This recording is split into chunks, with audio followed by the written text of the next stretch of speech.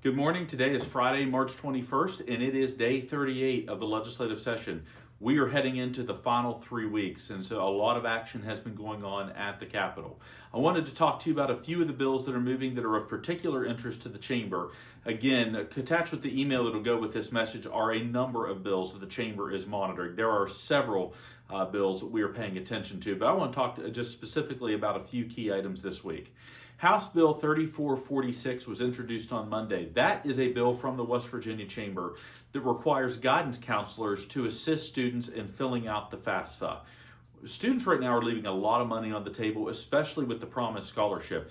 This bill is basically designed to make sure that students are getting the FAFSA filled out so that they have the full picture of what is available to them in the form of financial aid should they choose to go on to higher education or community and technical college after high school. Now, this bill does contain an opt-out provision for those parents who do not want their children to complete the FAFSA for whatever reason. No reason has to be given.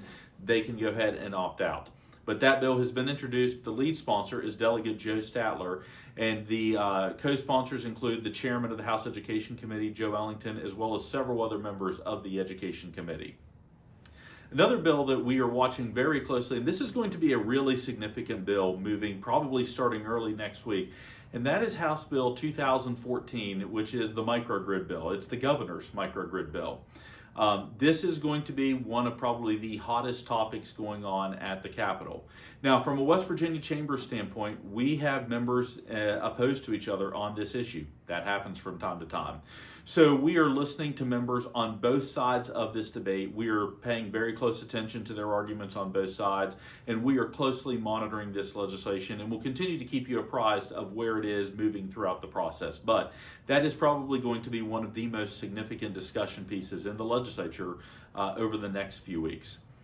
Now, I want to talk to you a little bit about some of the things that have been going on behind the scenes.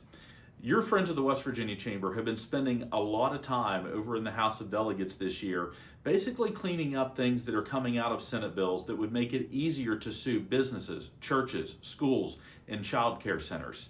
It's been very troubling, some of the legislation that we've seen coming out of the Senate this year. We haven't really dove into this subject on these videos, but we're spending a lot of time on that front.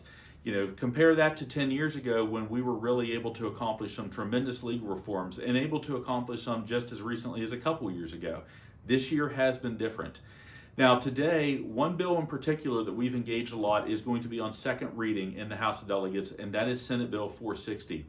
That is the bill that changes the immunization requirements for school children to enter public school or child care centers and even private schools in West Virginia.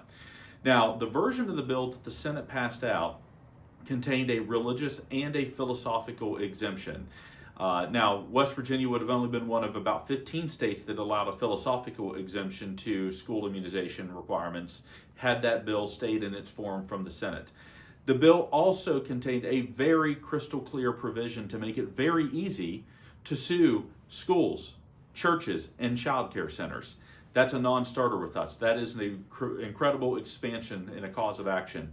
The West Virginia Chamber has been very engaged on that bill.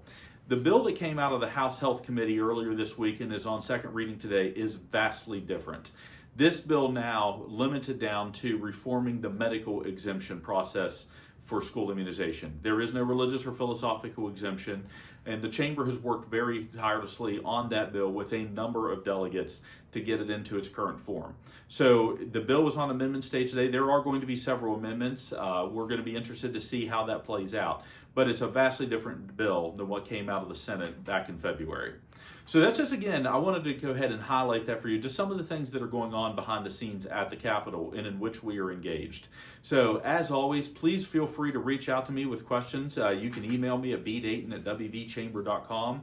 Next week, we have the Women's Summit. So most of our team is going to be down to Greenbrier. I have to be back here, unfortunately, still at the Capitol, but we're going to figure out the video situation next week. We'll figure out a way to come to you still doing that, but many of you will be attending the Women's Summit. It's going to be a fantastic event this year, and so just really incredible with our team that has put this together. Again, thank you, and we'll check back next week.